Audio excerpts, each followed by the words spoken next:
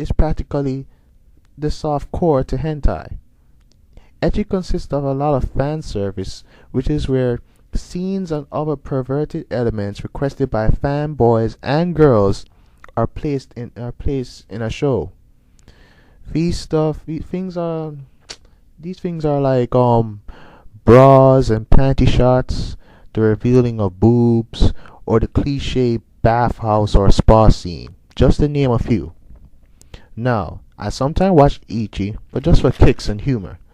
But I don't rate the shows as some of the best ever or say that this is one of the greatest animes ever, because compared to the depth and plot to other animes out there, it's not worth giving the time of day.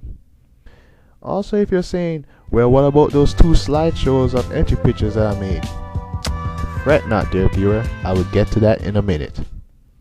The fan service in an anime is sometimes cool, but I think it should be very limited.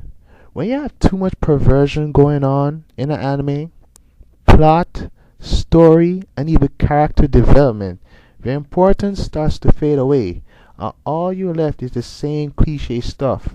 An example of the cliche storyline is like a hopeless guy surrounded by pretty girls, and he can't make up his mind who he wants to be with, as he goes on many adventures filled with cleavage and panty shots. You know? Everything just strays away from the point, and you're just watching retarded crap. You understand?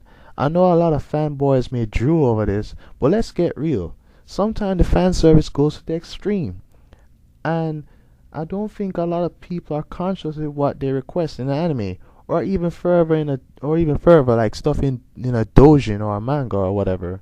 For example, let's take Orihime from Bleach.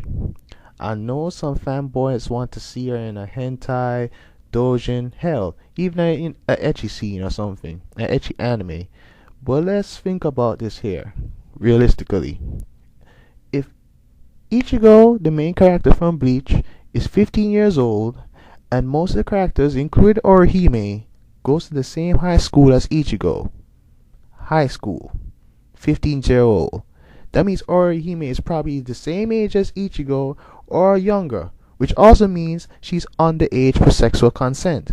So practically, if you want to see Orihime naked, you're a pedophile, bucko. Or well, an animated fetish pedophile, I guess. Whatever. It's still wrong. Alright?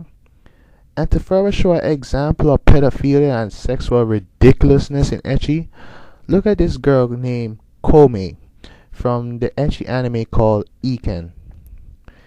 Don't let the big boobs on this chick fool you. She's a 6th grader, and she has the biggest bust than every other girl in the series. When I saw this chick for the first time, I was like, oh hell no. But some of the comments from the viewers were even worse. I'm not even going to go into what they say, but I hope you get the point by now. As for those two slideshows I made that you see on YouTube, I'm going to be honest. I practically made them because I was bored, and it was a cheap way to get attention and some subscribers. There, I said it. I mean, I don't think I did a bad job with them, if I do say so myself, especially the first video. Dun dun dun dun dun, dun. Body moving. Whatever. You can watch the first video and see what I'm talking about. Plus, I thought some of the designs were cool, but whatever.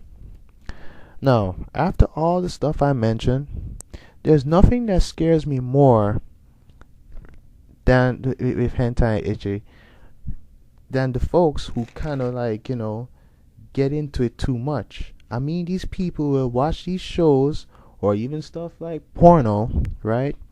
And they go out there in the world where there's stereotypical views of women, especially if the lady's Asian. I swear, when I see these people, when I see stuff like this happen, all I just want to do is just kick them in the chest. In the chest! If you're not careful with the way you watch these shows, you'll probably end up being a sexual deviant.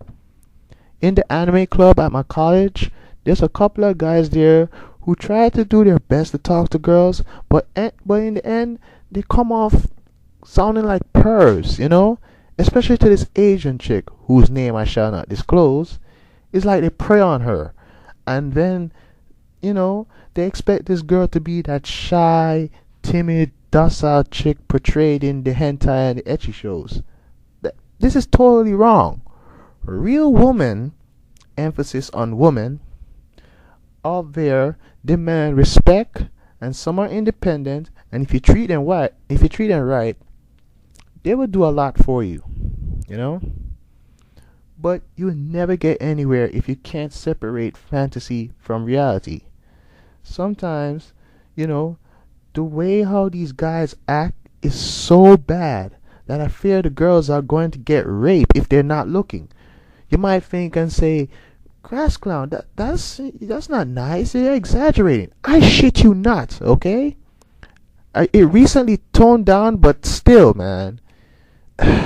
Damn. Well, to conclude, hentai and ecchi, they are stuff that are fun to look at, but not really stuff to really get into. If you want to find something erotic and make you sick at the same time, or if you want to watch something and then you have to go to church next day to make a confession, watch some hentai. Or if you like repetitive, perverted humor, then by all means, watch ecchi. But all of us need to be conscious with the things that we watch out there. This is the Crass Clown. Thanks for listening. I wish you guys the best of luck. I'm trying to probably make some new videos soon when I get the time or whatever. So just keep a lookout, and as I repeat again, let us all be conscious with the things that we watch out there. Thank you.